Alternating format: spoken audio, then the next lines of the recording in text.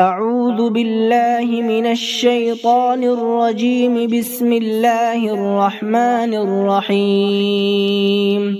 يا أيها المدثر قم فأنذر وربك فكبر وثيابك فطهر والرجز فاهجر ولا تمنن تستكثر ولربك فاصبر فإذا نقر في الناقور فذلك يومئذ يوم عسير على الكافرين غير يسير. ذرني ومن خلقت وحيدا وجعلت له مالا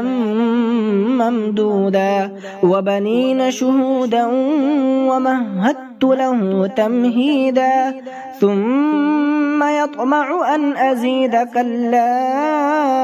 إنه كان لآياتنا عنيدا سأرهقه صعودا إنه فكر وقدر فقتل كيف قدر ثم قتل كيف قدر ثم نظر ثم عبس وبسر ثم أدبر واستكبر فقال إن هذا إلا سحر يؤثر إن هذا إلا قول البشر سأصليه سقر وما أدراك ما سقر لا تبقي ولا تذر لواحة للبشر عليها 19 وما جعلنا أصحاب النار إلا ملائكة وما جعلنا عدتهم إلا فتنة للذين كفروا ليستيقن الذين أوتوا الكتاب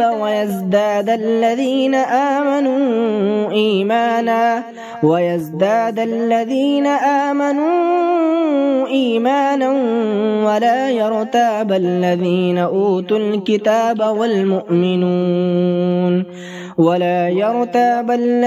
أوتوا الكتاب والمؤمنون وليقول الذين في قلوبهم مرض والكافرون ماذا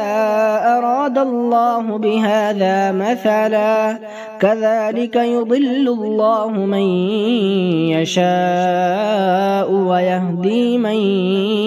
يشاء وما يعلم جنود ربك إلا هو وما هي إلا ذكرى للبشر كلا والقمر والليل إذ أدبر والصبح إذا أسفر إنها لإحدى الكبر نذيرا للبشر لمن شاء منكم أن يتقدم أو يتأخر كل نفس